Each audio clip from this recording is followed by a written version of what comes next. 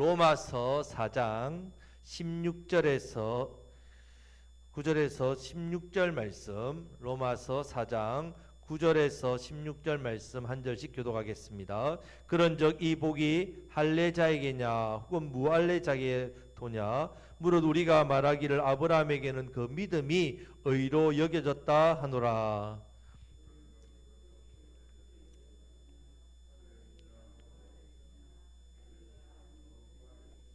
그가 할례의 표를 받은 것은 무할례 시에 믿음으로 된 의를 인친 것이니 이는 무할례자로서 믿는 모든 자의 조상이 되어 그들도 의로 여기심을 얻게 하려 하심이라.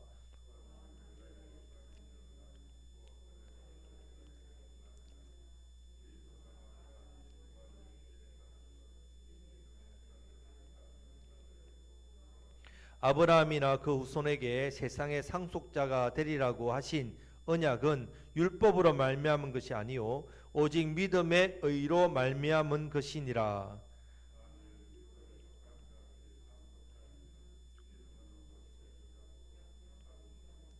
율법은 진노를 이루게 하나니 율법이 없는 곳에는 범법도 없느니라. 그러므로 상속자가 되는 그것이 은혜에 속하기 위하여 믿음으로 되나니 이는 그 약속을 그 모든 후손에게 굳게 하려 하심이라.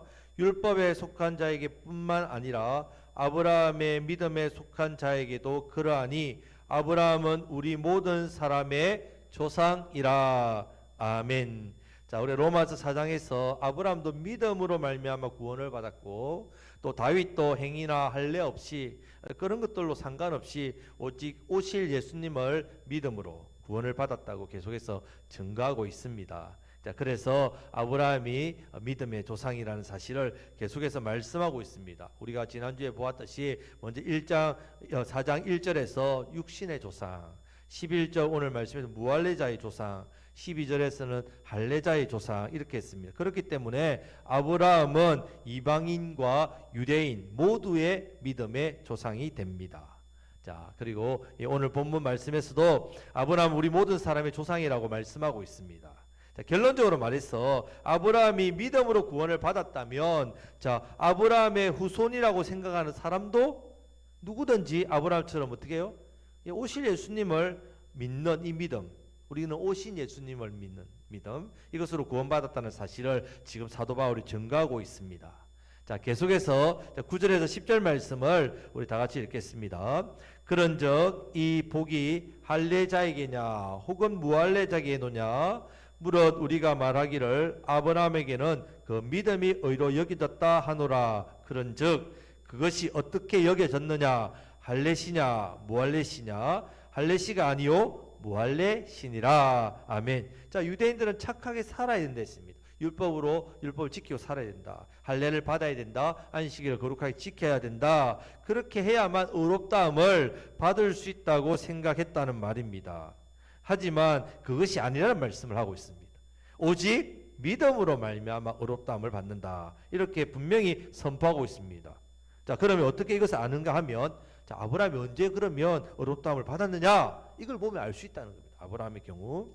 자, 창세기 15장 6절 말씀에 아브라함이 믿음으로 의롭다함을 받았을 때에 그 나이는 85세입니다. 자, 85세에 하나님께서 아브라함을 의롭다 여겼습니다. 그런데 그러면 할례는 언제 받았냐? 할례는 창세기 17장에 보면 99세 때 할례를 받았습니다. 자, 그러니까 아브라함은 할례를 받기 전에 이미 의롭다함을 받았다는 것을 알 수 있습니다. 자, 그렇기 때문에 아브라함은 할례 시에 의롭다함을 받은 것이 아니라 무할례 시에 의롭다함을 받았다. 이렇게 사도 바울이 유대인들에게 증거하고 있습니다. 자, 그래서 유대인들의 말이 할례를 받아야 하나님의 백성이라고 할 수 있다. 그런 말이나 안식일을 거룩히 지켜야만 의롭다함을 받을 수 있다는 말이나 이것은 다 잘못된 말이란 말입니다.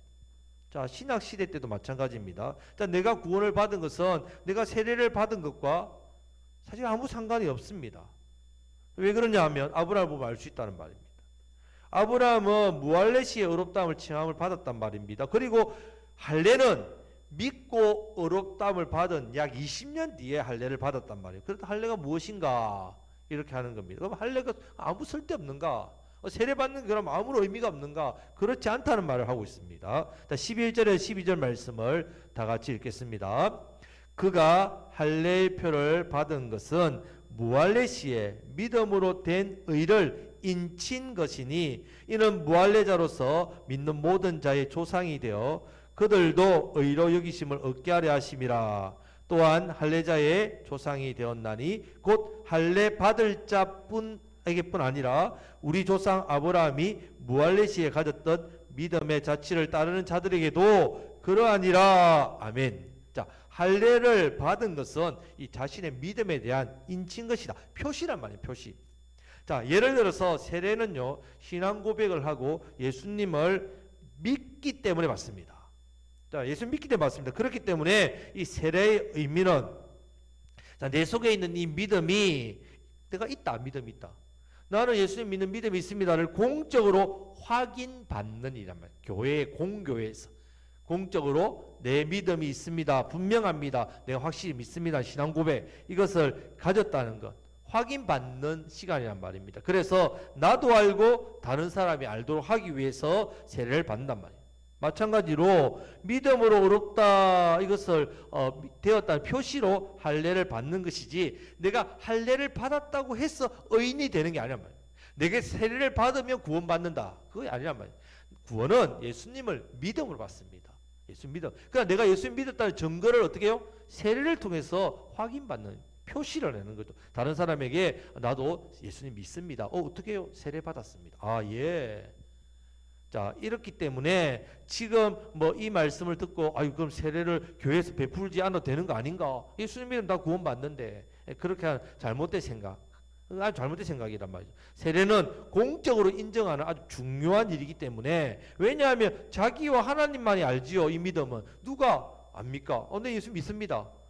그 말로서 말하는 것, 사실 그 진심인지 아닌지는 하나님과 자기밖에 모른단 말입니다. 하지만 우리가 이 교회와 이 공동체를 이루고 함께 예배를 드릴 때에 함께 사명을 감당하기 위해서는 함께 믿음의 한 형제가 되어야 된단 말이에요. 나도 예수님 믿는 하나님 자녀고 당신도 하나님, 예수님을 나의 구주 믿는 하나님 자녀인 것을 알아야 우리가 함께 이 귀한 사명, 또 우리 교회가 존재하는 분명한 모습들이 드러나기 때문에 세례는 너무너무 중요한 일이란 말입니다. 나도 다른 성도들과 같이 죄에 대한 죽은 자입니다. 그러나 하나님에 대해서 산 자입니다. 이 공식적으로 알려 선포하는 일이 교회에서 너무나 중요하네요. 세례도 그렇고 또 유대인들 구약시대 할례도 마찬가지입니다.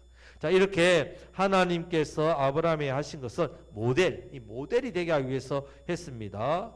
그래서 믿음으로 의롭다함을 받기 위해서는 이 아브라함을 모델로 세워서 바로 믿는 자, 바로 할례자의 조상으로 이 믿음의 발자취길을 잘 따르도록 아브라함을 조상으로 모델로 세웠단 말입니다. 자, 그러니까 아브라함은 무할례자의 조상이기도 하고 할례자의 조상도 아브라함이란 말입니다. 그래서 유대인이든 이방인이든 모두에게 아브라함은 믿음의 조상입니다. 신약시대에도 예수님을 나의 구원자를 믿는 모든 사람은 바로 아브라함 조상, 아브라함 조상의 믿음의 자손.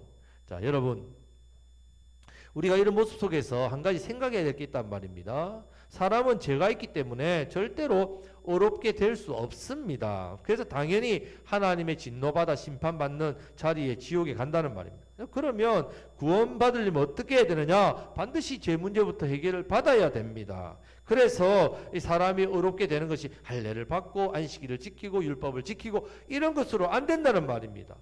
어렵다고 되는 것이 내가 얼마나 착하게 살았는가, 내가 얼마나 어렵게 선하게 살았는가, 이것으로 되는 게 아니라 그런 선한 행위 아무 상관이 없습니다. 유대인이든지 아니면 내가 이방인이든지 상관없습니다. 할례 세례를 받았느냐 받지 않느냐 이것도 상관없습니다. 내 교회를 다니느냐 안 다니느냐 이것도 상관이 없다는 말입니다. 지금 이 말에 대해서 오해하지 마시기를 바랍니다.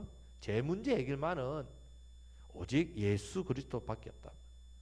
내 제 문제 해결하실 분은 오직 예수님밖에 없습니다. 오직 예수님을 믿음으로 죄 용서받는 것이지, 오직 예수님을 믿음으로 내가 구원을 받는단 말이에요. 내 죄를 위해서 죽으신 예수님을 내가 믿느냐 믿지 않느냐에 따라서 그 사람의 구원이 결정된다는 말입니다. 절대로 율법의 행위가 아닙니다. 이것을 여러분들 분명하게 우리가 알아야 된단 말입니다. 그래서 지금 이 부분을 유대인들에게 사도 바울이 강하게 말씀하고 있단 말입니다. 자, 이제 13절 말씀입니다. 13절 말씀을 다 같이 읽겠습니다.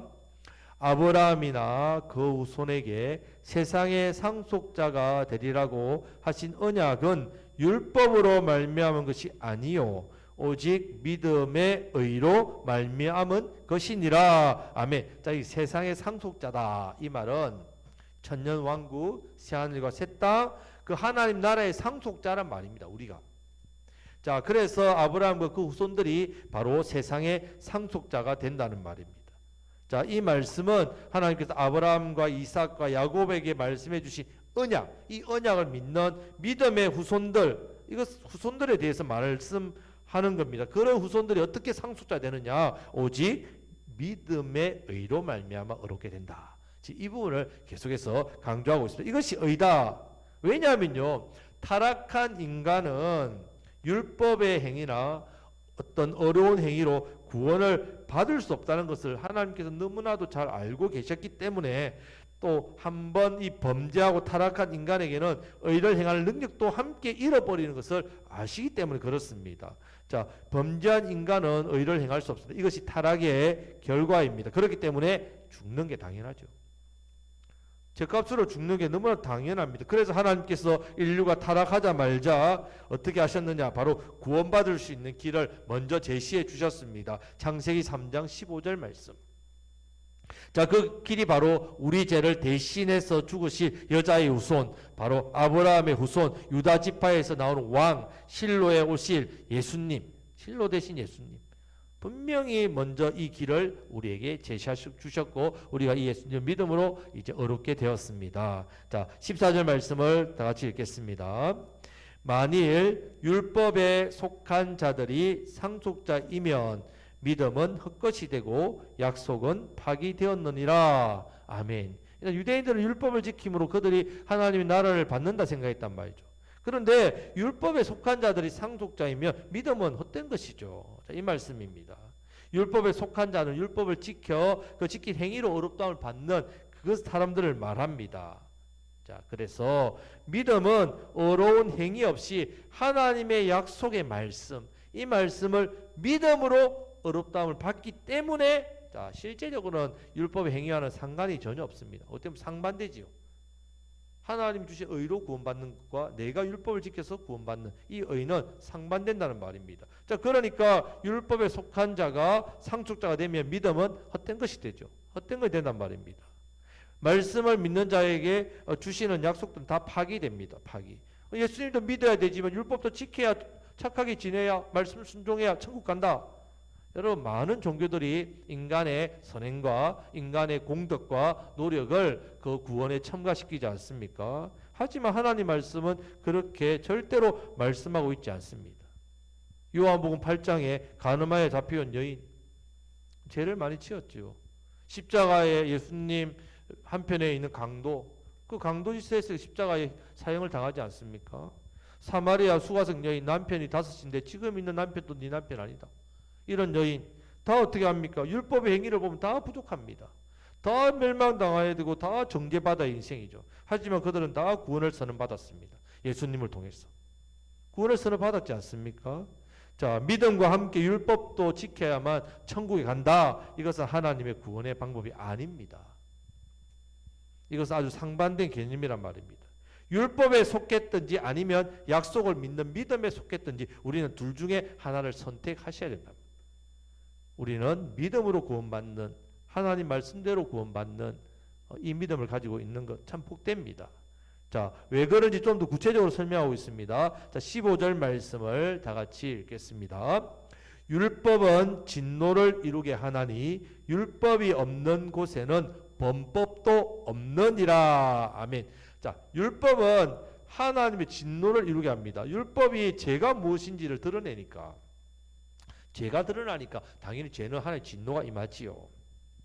자, 율법이 타락한 인간을 만나게 되면 하나님의 진노가 같이 임한다는 말입니다. 왜냐하면 우리의 본성이 악하기 때문에 그렇습니다.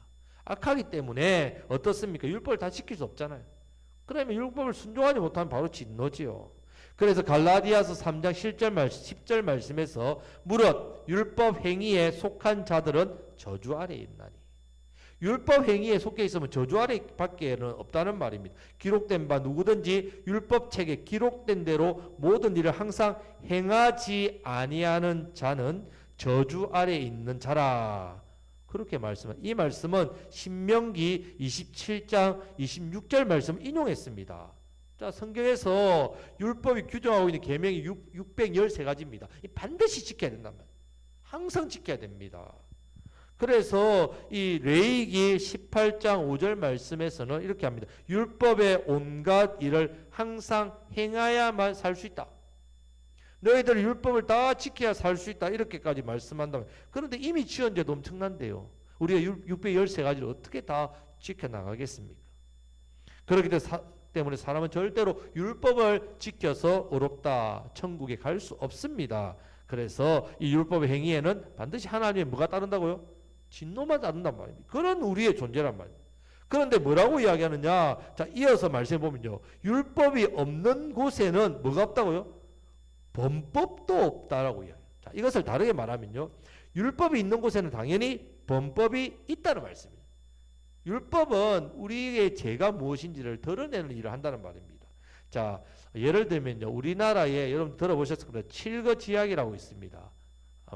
요즘에는 거의 안 쓰지요. 옛날에 제가 어릴 때도 이런 칠거지약의 이야기를 들은 적이 있습니다. 자, 아내를 쫓아낼 수 있는 7가지 죄입니다. 참 이거 남존 여비사도 안 좋은 거죠. 자, 한 번쯤 들어보셨을 거예요. 첫 번째, 시부모를 잘못 섬기는 거. 두 번째, 아들을 낳지 못하는 것. 세 번째, 부정한 행위. 네 번째, 질투. 다섯 번째, 나병이나 간질 같은 유전병. 말이 많은 것. 훔치는 것. 자, 이 칠거지약이라 있습니다. 자, 칠거지약을 어기면 쫓아낸다.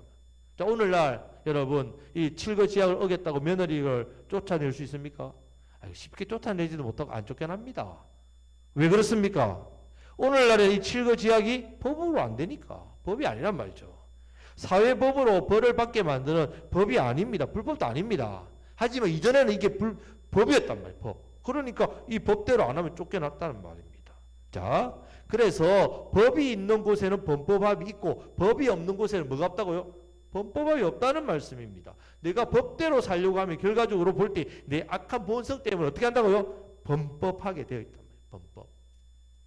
그러면 하나님의 진노를 받게 된다는 말씀입니다. 자, 우리가 이런 존재란 말이에요. 내가 율법 선한 행위를 통해서 하나님 앞에 내 의가 조금이나 있습니다. 이걸 말 못한다는 말입니다. 우리가.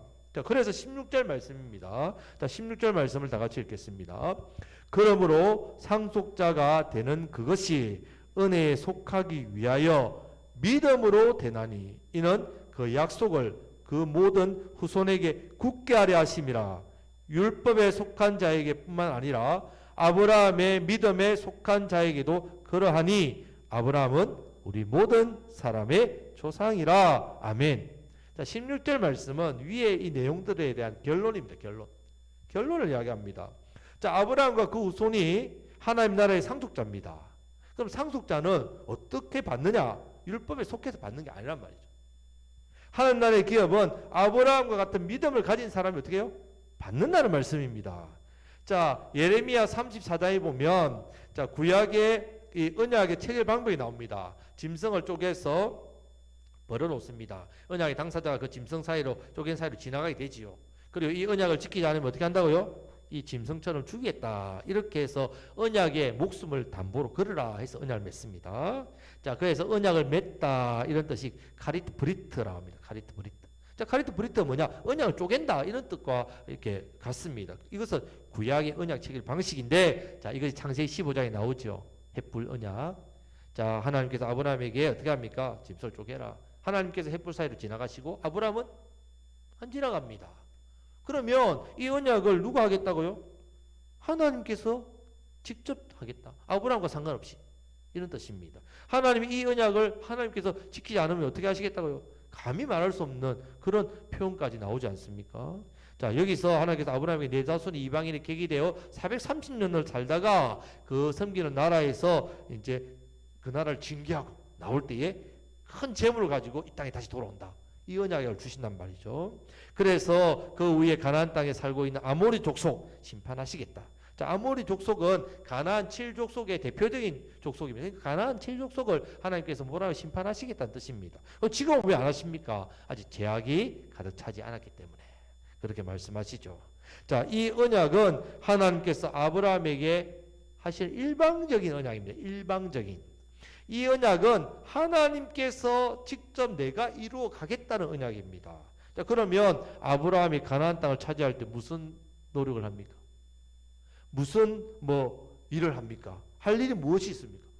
아무것도 없다는 말이에요. 오직 하나님께서 다 계획 세우시고 하나님께서 다 이 모든 것을 이루어 가시겠다는 말씀이란 말입니다. 성도 여러분, 우리도 마찬가지죠. 자, 우리도 천국 가는 거 똑같습니다. 하나님께서 우리를 예정하셔서 택하시고 선택하시고 부르시고 믿어지게 하시고 어렵다 여겨주시고 영화롭게 하시고 영광의 성화로운 자리로 우리를 만드실 때에 그리고 천국 가죠. 가는 데 있어서 내가 할 일이 뭐가 있습니까? 자, 예정받은 하나님 백성 할 일이 없단 말이에요. 구원에 있어서. 자, 구원에 있어서는 하나님께서 은혜를 다 주시고 천국 백성 되는 것으로선 내가 할 일이 없단 말이에요. 그럼 우리가 이 땅에 신앙생활하고 선하게 살고 말씀 순종하고 사명 감당 무엇입니까? 구원받은 그 은혜란 말이에요. 내가 하나님 자녀가 되었기 때문에 감사하지요. 하나님 나를 사랑하시는데 우리가 그 은혜, 그 사랑에 감사하며 순종하는 거 아닙니까? 내가 뭔가 내 의를 드러내기 위해서 내가 말씀을 순종합니다. 내가 뭔가 하나님 앞에서 뭔가 자랑할 것을 내세우기 위해서 사람들 앞에 자랑을 내세우기 위해서 사명 잘 감당합니다. 그것이 아니란 말입니다. 놀라우신 은혜지요. 나의 나 된 것은 오로지 주님의 은혜입니다. 그래서 우리도 아브라함처럼 하나님을 믿어서 의롭게 됩니다. 나의 구원자 되신 예수님을 그리스도로 믿어서 우리 하나님 자녀가 되고 구원받았습니다. 이 부분에서는 전적인 하나님의 은혜입니다. 그래서 내가 구원받을 수 있을까? 아니, 내 믿음으로, 내 신앙으로, 내 삶으로 나는 구원받을 자격이 없어요. 겸손은 겸손인데 이 믿음에 대한 확신을 가지셔야 된다. 이것은 나에게부터 오는 게 아니란 말입니다. 자, 말씀을 맺겠습니다. 자, 계속해서 믿음의 조상인 아브라함도 믿음으로 말미암아 구원을 받았다 했습니다. 다윗도 행위나 할례나 그 어떤 것 상관없이 오실 예수님을 믿음으로 구원을 받았다. 이것을 전가하고 있습니다. 저와 여러분들도 마찬가지입니다. 오직 복음, 오직 믿음, 오직 예수님 구원 받았습니다. 이 믿음도 우리의 행위가 아니라 성령님께서 믿도록 해주신 거죠. 믿음의 선물을 주셨단 말이에요. 은혜입니다. 전적인 하나님의 은혜입니다. 그런데 우리가 믿음 생활을 하다 보면 어떻게 되느냐? 나도 모르게 내 의로운 행위가 쌓인단 말이에요.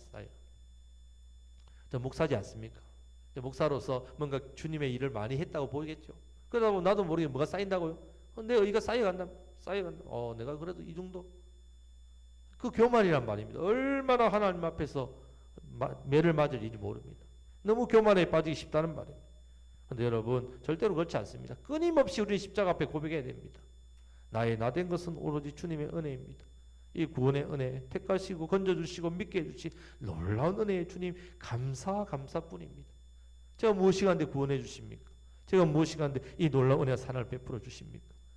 감사합니다. 이 은혜에 감사하며 보답하며 주님 맡겨주신 귀한 사명, 이름도 빛도 없이 십자가의 길, 좁은 길, 세상에 인정해 주지 않더라도 주님 닮아가는 삶, 특별히 나의 생명을 구하신 예수님을 전가하는 삶, 복음의 사명, 주님 날 구원하신 그 놀라운 은혜에 감사하며 주님을 경외하며 제 몸과 마음과 정성을 드리는 예배의 사명, 내 삶을 통해서 하나님께 영원 돌리는 빛과 소금의 역할을 감당하며 이렇게 주님 앞에 내 삶의 제사, 나의 삶을, 나의 몸을 산제물로 드리는 이러한 삶을 더욱더 잘 감당할 수 있습니다. 이 은혜가 깊을수록, 이 은혜가 더욱더 우리 가운데 감사가 될수록, 넘칠수록 이 사명을 더 잘 감당할 수 있습니다.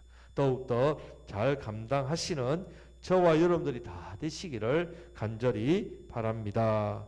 아멘.